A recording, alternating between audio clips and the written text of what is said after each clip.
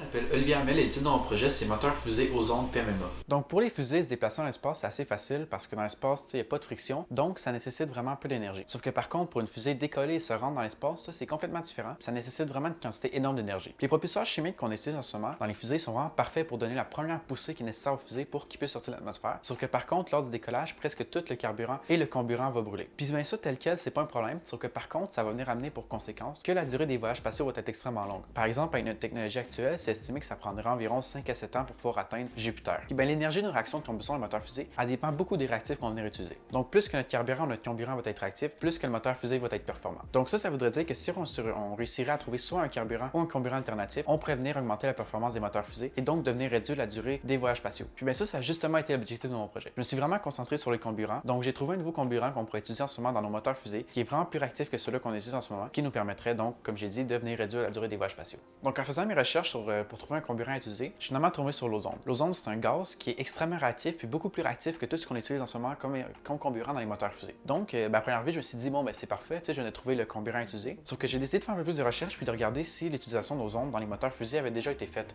Puis je me suis rendu compte que oui, en fait, par le passé, vraiment dans les années 1900, il y a eu beaucoup de recherches qui ont été faites sur l'utilisation d'ozone comme un comburant dans les moteurs fusées. Puis pas mal toutes ces recherches-là arrivaient plus ou moins à la même conclusion, qui était que ben on pouvait pas utiliser l'ozone dans les moteurs fusées parce qu'en fait, premièrement, l'ozone est beaucoup trop dur à conserver parce qu'elle a une demi-vie d'environ 30 minutes. Mais vraiment, le gros problème qui faisait qu'on peut pas utiliser l'ozone dans les moteurs fusées était qu'en fait, l'ozone est tellement trop réactif que c'était juste beaucoup trop dangereux à utiliser. Parce que c'était pas rare qu'il décidait de se transformer en oxygène juste comme ça. Puis en faisant ça, ben, tout explosait. Puis parfois, c'était même avant même de se rendre à la chambre de combustion. Donc vraiment, l'ozone était beaucoup trop actif pour qu'on puisse l'utiliser sécuritairement dans une fusée. Donc vraiment, pour ces deux raisons-là, principalement, l'ozone a été pas mal oublié comme comburant, puis toutes les recherches ont été abandonnées. Par contre, moi, j'avais une autre idée. Je me suis dit que, en fait, tout ce que les autres faisaient par le passé, c'est qu'ils prenaient comme, si on veut, ils prenaient directement l'ozone. Donc ils venaient figurativement remplir des réservoirs d'une fusée d'ozone, puis ensuite, c'est comme s'ils prenaient ça directement. Sauf que moi, je me suis dit que si à la place de faire ça, ce qu'on fait, c'est qu'on viendrait comme remplir des réservoirs de fusée d'une autre substance qui on viendrait transformer en ozone juste avant qu'elle rentre dans la chambre de combustion. Donc en faisant ça, on vient éliminer le problème que l'ozone a une courbe de mi-vie parce qu'on vient créer l'ozone juste avant de venir la brûler. Puis ben, le fait que l'ozone soit trop réactif, encore une fois, c'est plus un problème parce qu'on vient créer l'ozone puis juste après on vient la brûler. Donc le fait qu'elle explose spontanément, c'est plus un problème, mais vraiment on peut utiliser toute son énergie à notre avantage maintenant. Moi pour mon projet, j'ai décidé de fabriquer un moteur fusée hybride parce que c'était le plus simple et le plus sécuritaire à faire. Donc dans le fond, mon carburant, c'est un tube de PMMA solide. Donc c'est ça que je vais venir brûler. Puis mon comburant, ben, ça va être soit mon oxygène ou mon ozone. Donc une des particularités des moteurs fusée hybrides, c'est qu'on peut utiliser notre carburant comme chambre de combustion également. Donc quand mon moteur fusée fonctionne, c'est quand je vais mettre soit mon oxygène ou mon ozone en contact avec mon PMMA. Si je viens l'allumer, il va se brûler de l'intérieur lui-même pour venir générer ma poussée. Donc il agit en même temps de chambre de combustion et de carburant. Donc de la façon que tout ça fonctionne, dans ma bonbonne juste ici, on a de l'oxygène qui va voyager dans le tube pour aller dans ces deux boîtiers-là. À l'intérieur de ces boîtiers-là, on a des générateurs de plasma, ce qui va faire en sorte que ben, le plasma va venir transformer mon oxygène en ozone, puis mon ozone ben, qui va pouvoir aller dans mon tube de PMA, dans le fond pour venir faire notre réaction de combustion puis venir générer notre flamme qui va faire toute la poussée. Donc je peux choisir de faire fonctionner mes générateurs de plasma. Donc quand ça va être le cas, dans le fond, ça va être avec de l'ozone qui va fonctionner, mais je peux également ne pas les allumer, puis ça va tout simplement fonctionner avec de l'oxygène. Fait que vraiment, mon moteur fusée va fonctionner avec de l'oxygène et avec de l'ozone. Ici, les boîtiers blancs qu'on a, ça c'est des transformateurs au voltage qui permettent de faire fonctionner mes générateurs de plasma. Ici, on a juste l'électronique qui fait fonctionner ces transformateurs-là. Donc maintenant, comment est-ce que mes générateurs de plasma font pour créer mon oxygène? Donc si on prend un conducteur électrique, donc ça peut être n'importe quoi comme une plaque de métal par exemple, puis on vient vraiment mettre une immense charge électrique dedans. Donc 20 000 volts par exemple. Ce qui va se passer, c'est que si on a des molécules d'oxygène à proximité dans l'air autour, donc par exemple ça c'est une molécule d'oxygène formée de deux atomes d'oxygène qui se fait ioniser, ça peut être pour des raisons naturelles, donc rayons cosmiques, radiation, peu importe, c'est pas important. Donc elle se fait ioniser puis elle vient perdre un électron. L'électron est chargé négativement, notre conducteur ici est aussi chargé négativement, donc les deux vont se repousser étant donné qu'ils ont la même charge. Ensuite, quand l'électron va venir pour quitter une nouvelle molécule d'oxygène, il va avoir accumulé tellement d'énergie qu'il va à son tour venir ioniser. Donc cette molécule-là pourrait perdre par exemple deux autres électrons qui vont encore être repoussés par le conducteur étant donné qu'ils sont encore dans son champ électrique. Donc ensuite, eux par exemple pourraient perdre deux autres électrons qui vont encore être dans l'autre direction, qui viennent ioniser d'autres molécules. Puis ça vient vraiment partir d'une grande réaction en chaîne qui s'appelle une décharge Corona. Puis en fait, ça c'est justement un plasma qu'on vient de créer. Puis ben ça nous est utile parce que si par exemple on a une molécule d'oxygène qui se fait ioniser, une autre chose qui peut se passer, c'est une dissociation ionative. Donc la molécule normalement formée de deux atomes d'oxygène va se séparer en deux radicaux libres d'oxygène. Puis ça, un radical libre d'oxygène, c'est super instable. Donc il va chercher à devenir plus stable. Puis pour faire ça, ce qu'il va faire, c'est qu'il va venir se relier avec une autre molécule à proximité dans l'air, donc il sera plus seul. Puis en faisant ça, on va venir par contre créer une nouvelle molécule formée de trois atomes d'oxygène. Et cette molécule-là, justement, c'est de l'ozone. Donc Donc c'est vraiment comme ça que le générateur de plasma me permet de transformer mon oxygène en ozone. Donc ensuite, j'ai voulu tester la performance d'un moteur fusée utilisant de l'oxygène par rapport à l'ozone.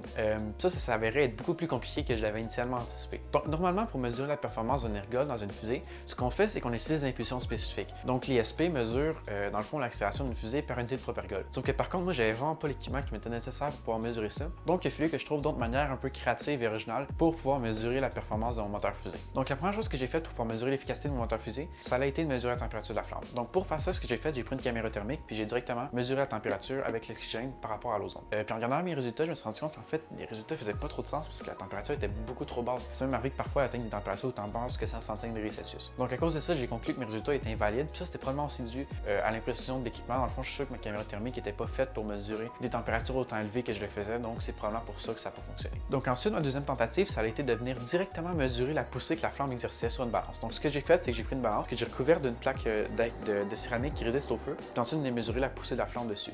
Donc encore une fois, là, ça n'a pas fonctionné. Puis j'ai même pas été capable de lire aucune valeur parce qu'en fait, la poussée de mon moteur fusée est extrêmement faible parce que le moteur fusée n'a pas de tueur. Ce qui est normalement ça vient concentrer les gaz pour générer vraiment une meilleure poussée. Sauf que dans mon cas, moi, j'avais rien pour pouvoir en fabriquer une tueur, donc j'en ai juste pas mis. Ce qui, ça dérange pas, je suis quand même capable de, par exemple, comparer l'efficacité de l'ozone avec l'oxygène. Sauf que ça vient faire ma poussée très faible. Puis ben, dans ce cas-là, la poussée était trop faible pour que ma balance puisse pouvoir rien mesurer. Donc il a fallu encore une fois que je trouve une autre façon de mesurer l'efficacité de mon moteur fusée. Donc dans le fond, ma troisième tentative, j'ai voulu mesurer le vent que la flamme venait générer, mais encore une fois, il était trop minime pour que je puisse le mesurer. Donc ensuite, ce que j'ai fait, c'est que j'ai pris un rectangle de céramique, encore une fois résistant au feu, que je suis venu accrocher à un point de pivot. Donc en fait, la flamme venait pousser sur ce bâton de céramique-là. Puis ensuite, avec un rapporteur d'angle que j'avais imprimé derrière, je pouvais venir mesurer l'angle de la poussée, ce qui me permettait de pouvoir quantifier la poussée. Donc avec ce test-là, j'ai finalement réussi à, dans le fond, à quantifier ma poussée. Sauf que par contre, en regardant mes résultats, encore une fois, il y a quelque chose de bizarre que j'ai remarqué. Le moteur fusée qui utilisait l'ozone était beaucoup trop réactif. Parce qu'en fait, comparativement à l'oxygène, l'ozone a une ISP 30% plus élevée. Sauf que ça, c'est avec de l'ozone pure. Puis dans mon cas, même si je génère une quantité substantielle d'ozone, c'est loin d'être de l'ozone pure. Donc l'ozone n'est jamais censé être 30% plus efficace que l'oxygène, même si dans ce cas-là, c'était le cas premièrement. Puis également, toutes les fois que j'ai utilisé de l'ozone dans mon moteur fusée, il n'a jamais été autant réactif que ça. Donc l'autre facteur, je pense qu'il y a eu un impact, dans le fond, c'est le diamètre de la chambre de combustion. Parce qu'à chaque essai, mon moteur fusée se brûle lui-même, donc le diamètre de la chambre de combustion il augmente, donc la surface de contact de la réaction est plus grande, donc la réaction est plus énergétique. Puis bien ça, même si parfois j'essaie de contrôler ça en faisant plusieurs moteurs fusée avec la même chambre de combustion, c'est impossible qu'à chaque essai, elle soit toujours pareil. Donc je pense que ça a également influencé les résultats que j'ai obtenus, et c'est ça qui a expliqué dans le fond pourquoi c'était beaucoup trop réactif avec l'ozone. Sauf que par contre, je pense que j'ai quand même réussi à avoir des résultats qui étaient un minimum fiables. Parce que ce que j'ai fait, c'est qu'à place de venir directement mesurer la température de la flamme, ce que je ne pouvais pas faire à cause qu'elle était trop élevée, je suis venu avec un capteur infrarouge mesurer la température de l'air autour de la flamme. Donc ça, j'étais capable de le mesurer. Donc pour cet essai, ce que je faisais, c'est pour prendre mes résultats, c'est que j'ai fait 4 essais avec chacune des substances, puis je venais prendre dans le fond la troisième plus haute température de chaque essai que mon capteur mesurait, juste pour être sûr que ce soit pas une anomalie. En regardant mes résultats, j'ai calculé mon écart type puis mon intervalle de confiance pour pouvoir éliminer mes valeurs aberrantes, puis ensuite j'ai calculé ma moyenne corrigée avec les valeurs qui me restaient. Puis j'ai remarqué qu'en fait, il y avait un écart de 13% avec l'oxygène puis l'ozone. Donc l'ozone est 13% plus performante que l'oxygène. Puis ce 13% là, il fait énormément de sens parce que je m'attendais plus ou moins à avoir de quoi comme ça. Parce que dans le fond, ta température est proportionnelle à l'ISP d'un moteur fusée. Comme j'ai dit tantôt, dans le fond, l'ozone a une ISP 30% plus performant que l'oxygène, mais ça c'est dans le cas de l'ozone pure. Étant donné que moi j'ai pas d'ozone pure, un 13% fait énormément de sens. Sauf que par contre, encore une fois, je suis sûr que ma fiabilité ou ma validité de ma méthode est super élevée parce que pour la fiabilité, j'ai seulement fait 4 essais. Puis en plus, 2 de ces 4 essais-là, par exemple pour l'oxygène, ce sont des valeurs aberrantes, donc c'est très peu. Mais ça, c'est vraiment dû à des contraintes monétaires parce qu'en fait, chaque bouteille que j'utilisais pour faire mes tests, donc mes bouteilles d'oxygène, c'est environ seulement 1 once, donc c'est très peu. Fait que je passais vraiment au travers assez rapidement. Puis le gros problème, c'est que chaque bouteille coûte 20$. Donc déjà que j'ai fait beaucoup de tests avec tous mes échecs précédemment, j'ai vraiment essayé d'en faire le moins possible pour pas que ça coûte trop cher. Puis également, ma validité des résultats n'est pas très élevée parce qu'encore une fois, la chambre de combustion elle a eu un impact sur mes résultats. Mais tu sais, je sais pas quel impact elle a eu. Est-ce que le 13% est causé seulement par la chambre de combustion ou est-ce que la chambre de combustion n'a aucun impact dans ces tests-là? Je peux pas le savoir, donc à cause de ça, ça fait que ma validité n'est pas très grande encore, une fois.